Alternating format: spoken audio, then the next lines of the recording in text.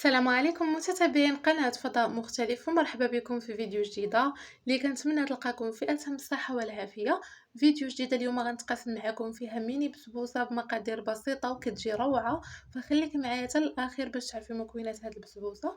فعلى بركة الله غنحتاجو لها فواحد لوبول قبيصة د الملحة، وجوج بيضات اللي كيكونوا بدرجة حرارة المطبخ، وعلبة ديال السنيدة، وساشي ديال الفانيلا. هنا القياسات غناخدوهم بالعلبة ديال دانون.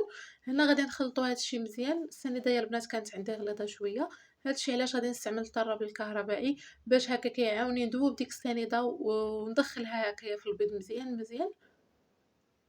وغادي نزيدو علبه ديال الزيت. هنا القياسات البنات راه عطيتهم لكم مضبوطين، والعبار بهاد العلبه ديال الياغورت غير الا ما بغيتوش تجربوها. هنا غادي نعاودو نخلطو هادشي مزيان وكنميكسيوه مزيان مزيان. وغادي نزيدو واحد العلبه ديال الياغورت بالنكهه ديال الفاني اللي كتعطيها واحد الاضافه، واحد النكهه مميزه، وكتكون فيه واحد الريحه اللي غزاله. وغادي نعاودو نخلطو هاد الشيء غير بالفوي.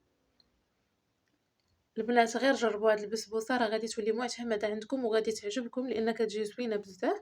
هنا غادي نزيدو السميده اللي كتكون خاصه هكا بالحرشه اولا بالبسبوسات، وغادي نديرو منهم جوج ديال العلاب، جوج علاب ديال السميده الخاصه بالحرشه، مع واحد الخماره حمراء من الفئه ديال 8 غرام. وغادي نعاودو نخلطو هادشي. القوام ديال البسبوسه ديالنا خاصو يعني يجي خفيف، وغادي نخليوه يرتاح هكا لمده ديال 5 ديال الدقائق بين ما دهنا هادوك ليمول ديالنا.